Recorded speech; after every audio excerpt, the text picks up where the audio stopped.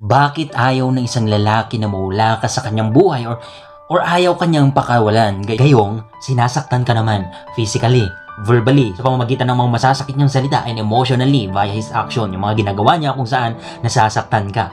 And ito ang worst, sinasabihan ka na mahal ka niya. Pero bakit nagagawa ka niyang saktan?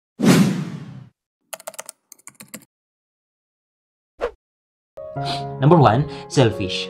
Tama. Makasarili yung lalaki na yan. Ang lagi niyang iniisip ay yung sarili niya, yung ego niya, yung pride niya. Siya lang, hindi ka niya iniisip.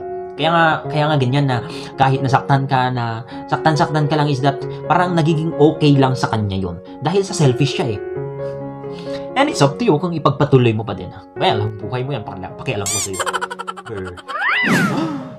2, 4. Basta 2 yan. May pakinabang ka pa sa kanya. May silbi ka pa sa kanya. Sinasaktan ka, tapos sinasabihan ka ng I love you, tapos ayaw kang pakawalan. One of the reason is that may pakinabang ka pa sa kanya. May something na kailangan niya sa'yo. Like money, maybe position, whatever. Basta kailangan ka niya na nandyan. Kaya parang binubulag ka sa salita niyang, mahal kita. Naniwala ka naman. Lol. Alam mo kaibigan, ang relationship or ang pag-ibig, it's not that nandyan ka or nag-stay ka sa kanya because you need him or her. It's about you wanted lang. Gusto mo na nandyan siya. Gusto mo na nasa piling niya, hindi dahil sa kailangan mo siya. Kasi love mga katambay that gusto mo talaga. Pinili mo yan. So kapag isang lalaki, nag-stay lang yan sa'yo at binamanipulate ka through his words or through her words na sinasabihan na mahal kita, dyan ka naman naniniwala. That is some kind of manipulation para lang makuha niya yung kailangan niya sa'yo, hindi yung dahil sa gusto niya na nandyan ka. Anyways, balik na naman tayo sa pinaka-basic na buhay mo yan. Nasa'yo na ko ipagpatuloy mo. Number 3 ay, hindi pa siya nakakahanap ng iba. Di po ba? Ayun na, sinasaktan ka na nga, di ba? Sinasaktan ka na. Pero, bakit ayaw kanyang pakawalan? Dahil sa hindi pa siya nakakahanap ng iba, ng destinasyon, ng ibang ipapalit sa position mo. Di ba? Gusto mo din ng assurance na meron kang mapupuntahan if ever na lumayas ka sa bahay nyo. Di ba? Di ba? Nice move. Nice one. Parang nakikigo pa ako sa kanya. Hindi. Sinasabi ko lang naman. Number 4. Hindi niya pa nasasanay na mawala ka. Di po ba? Tanungin kita, kapag nasanay mo na meron ka ng jowa, meron ka ng partner, di po ba? Naisali na sa lifestyle mo, naisali na naging parte na sa buhay mo, tapos biglang mawala siya. Di ba hindi mo kaya? Or di ba kailangan mo munang mag-adjust? Di po ba? So, ang isang lalaki, kapag ganyan sinasaktan ka, nagre-remedyo yan. Or hindi naman lalaki, pati din ang babae. Okay? Na hindi niya kasi kaya or hindi niya sanay na wala ka, na wala yung alipin niya. Okay? Hindi niya pa sanay na mabuhay na mawala ka. Okay, so guys, kapag ba sinabihan ka na hindi ko kaya na mabuhay na mawala ka, maniniwala ka ba doon? Of course, maniniwala ka kasi very romantic naman. Pero alam mo, sometimes, sinasabi lang nila yon to manipulate you para maniwala na mahal ka nga talaga. Kaya nga, ayaw kang pagkawalan kasi hindi pa siya handa na parang hindi siya ready na wala ka. Though hindi ka na mahal, though ginagamit ka lang niya, pero kailangan ka pa din niya kasi nasanay na siya na nandyan ka. Kahit na black and black and black and black and black, black, black and black and black ang nangyayari sa inyo, ayaw ka pa din talagang pakawalan. Bumabalik-balik pa din siya. And ito naman itong assuming at tanga na nasabi mo na bumabalik naman siya, nagre-reach out naman siya, nag-ask naman siya ng sorry, tapos binibigyan mo siya ng second chance, third chance, fourth chance, forever chance. Para makita mo kung totoo or hindi yung apologies niya, dapat nagbago na siya in action. Dapat ang pinagbabasehan mo dito ay yung action niya, hindi yung kung anong sinasabi niya. Tignan mo yung kung anong ginagawa niya. Kung nag-sorry siya ng sorry tapos paulit-ulit, maniwala ka sa akin. Hindi yan sincere. Okay? Kasi kung sincere ka, di wag mo ulitin yung ginagawa mo, yung dahilan kung bakit ka nagsasorry. Kasi natatakot ka na baka magalit siya sa'yo, di po ba? Ganun ang sincere. Pero kung hindi, na paulit-ulit lang, hindi yan sincere. For granted lang. For granted lang or for accomplishment lang yan. Number 5. Hindi niya alam ang ibig sabihin ng pag-ibig. Or kinalakihan na niya yon. Malaking impact kasi ang environment kung anong kinalakihan mong klase or setup ng pamilya. Kasi mga katabay, ang relationship ng mga magulang ay napakalaking influensya para sa anak. Kapag yun ang nakikita nila sa loob ng pamilya, sakitan, away, laging nagsisigawan, walang cooperation, parang walang pagmamahalan na nangyayari. Yan yung kinalakihan na yan. So, maaaring ma-adapt niya yun or maaaring tularan niya sila. Kasi yun ang pagkakalam niya na set up or nature na ng relationship. Kaya parang ni-apply niya din sa'yo. So, ito ay masasabi ko na meron kunting pag-asa na may tama mo siya. Kung gugustuhin mo at kung willing ka to sacrifice at kung willing ka na masaktan at kung willing ka na talagang itama siya. Kung ganun katindi yung pagmamahal mo, well, go ahead. Hindi kita pinagpigilan. Hindi naman ako yung masasaktan. Diba? Buhay mo yan. Okay lang mo sa'yo. Oh? Diba? Sex. May free taste siya sa'yo. Do you getting me? Around? What is that free taste?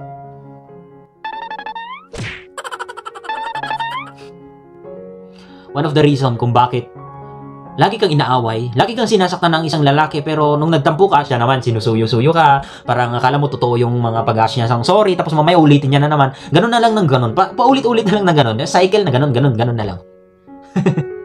Kapag sinabi ko nga sa una, kapag ang lalaki seryoso at sincere sa pagsusuri yan, hindi niya ulitin. Pero ngayon, bakit paulit-ulit pa din? Bakit ganun pa din? Parang hindi siya natututo. Because katawan ng habol sa'yo.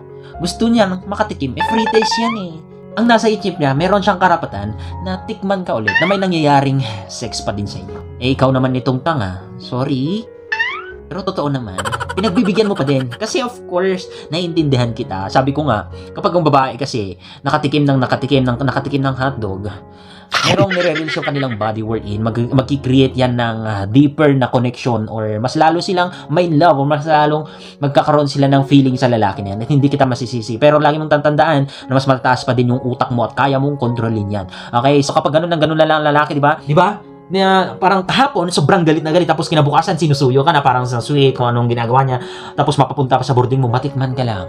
And then kinabukasan, maulit-ulit. Tapos ganun ng ganun, matikman ka lang ulit.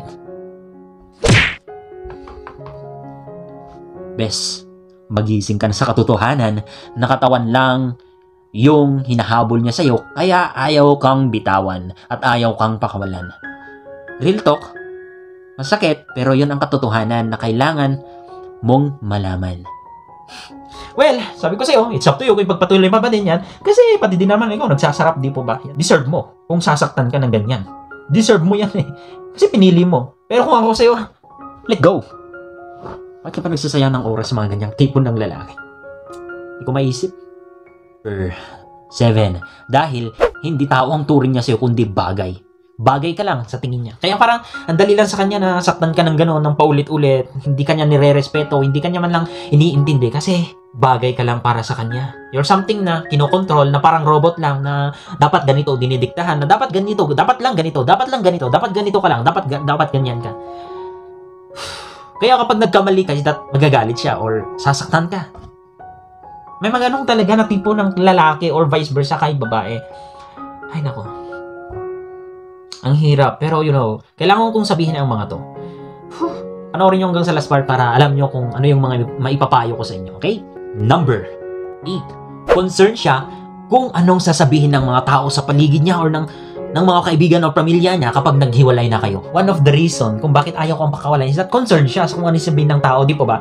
Kasi sometimes, kahit naging toxic na yung relationship niyo at kailangan nyo talaga mag-move on or kailangan yung mag-grow apart, is that andun pa din kayo, nag-i-stay kahit sobrang toxic na, napaka-unhealthy dahil natatakot kayo or natatakot siya na ma-judge ng ibang tao or kung anong sabihin ng tao sa kanila or ng sarili niyang pamilya. Kaya kahit na ganun na may sakitan na nang nangyari, is that andun pa din kahit na nagtitis na kayo ng paulit-ulit na lang na ganyan.